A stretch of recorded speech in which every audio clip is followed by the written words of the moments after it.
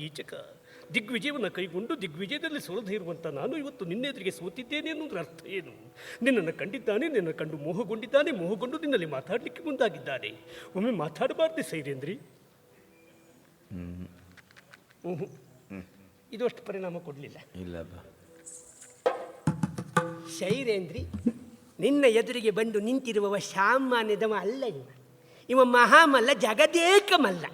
ಜಗದೇಕ ಮಲ್ಲನಾದಂಥ ಈ ಕೀಚಕ ಇಂದು ನಿನ್ನನ್ನು ಕಂಡು ಸೋತಿದ್ದಾನೆ ಎನ್ನುವುದರ ಅರ್ಥ ನಿನಗೆ ಮನಸೋತು ಹೋಗಿದ್ದಾನೆ. ಮನಸೋತ ಇವ ನಿನ್ನಲ್ಲಿ ಮಾತಾಡಬೇಕೆನ್ನುವ ಉದ್ದೇಶಕ್ಕಾಗಿ ನಿನ್ನಲ್ಲಿ ಬಂದು ಸ್ವಲ್ಪ ಅಡ್ಡಿಲ್ಲ, ಸ್ವಲ್ಪ ಹತ್ತತ್ರ ಆಯಿತು ಬಿಟ್ಟರೆ ಪರಿಣಾಮ ಕೊಡ್ತೀನಿ. ಇನ್ನು ನೋಡುವ. ಓ ಸೈರೇಂದ್ರಿ, ಒಂದು ಸಾರಿ ಈ ಕಡೆ ನೋಡಿ.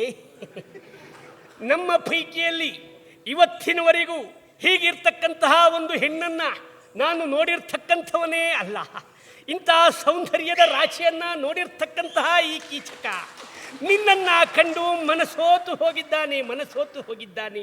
ಓ ಸೈರೇಂದ್ರಿ, ಒಮ್ಮೆ ನನ್ನನ್ನು ನೋಡು.